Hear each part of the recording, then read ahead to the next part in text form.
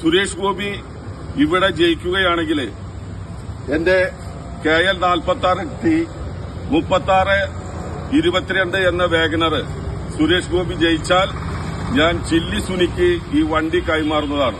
ഇതായിരുന്നു കോൺഗ്രസ് പ്രവർത്തകൻ ബൈജു BJP അനുഭാവിയായ സുനിയുമായി നടത്തിയ പന്തയം. തെരഞ്ഞെടുപ്പ് ഫലം വന്നപ്പോൾ 74,000-ലധികം വോട്ടിനാണ് സുരേഷ് ഗോപി ജയിച്ചത്. ഇരുവരുടെയും സ്ഥലമായ ചാവക്കാട് മേഖലയിൽ സുരേഷ് ഗോപി മൂന്നാമത് പോയെങ്കിലും മറ്റിടങ്ങളിലെല്ലാം വലിയ ഭൂരിപക്ഷം നേടാനായി. ഇതോടെ ബൈജു പന്തയത്തിൽ തോൽക്കുകയും ചെയ്തു. പക്ഷേ പറഞ്ഞ വാക്കിൽ നിന്നും ഒരിഞ്ചു പോലും അദ്ദേഹം പിന്നോട്ടു പോയില്ല. ഇന്നലെ ചാവക്കാട് നാഗയക്ഷി ക്ഷേത്ര പരിസരത്ത് വെച്ച് തന്നെ കാറിന്റെ താക്കോൽ BJP പ്രവർത്തകനായ സുനിക്ക് കൈമാറി. 100% ബെറ്റ് പരാജയപ്പെട്ടപ്പോ ആ പരാജയപ്പെട്ട നേരത്ത് ഈ ബെറ്റിലേക്ക് കലാശിക്കുമ്പോൾ ഫോർ യു ഷാജഹാനും ചൈതന്യ ഷെരീഫും അജിതനും ഉൾപ്പെടെയുള്ള ആളുകളാണ് ഇതിന്റെ സാക്ഷികള്. അവരെ സാക്ഷി നിർത്തിക്കൊണ്ട് തന്നെ ആ മധ്യസ്ഥൻ ഹാൻഡ് ഓവർ ചെയ്തിരിക്കുന്നു.